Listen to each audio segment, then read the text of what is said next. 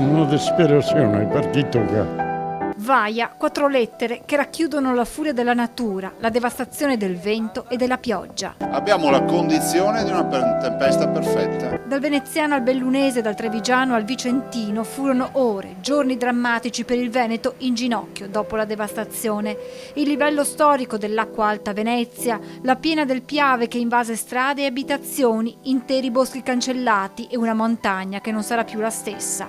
Ci manca la luce elettrica, ma soprattutto in buona parte del territorio, ma nel mio soprattutto, manca anche addirittura l'acqua. Il vento, hanno detto che soffiava a 120 all'ora, per me soffiava a 220. Se non mi attacco alla ringhiera, volavo anch'io. Il vento forte sta abbattendo moltissime piante in montagna.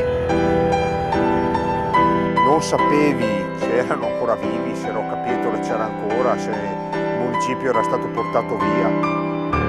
Antenna 3 in quelle giornate, a cavallo tra fine ottobre e novembre, andò in onda quasi ininterrottamente per informare i cittadini sull'evoluzione della situazione.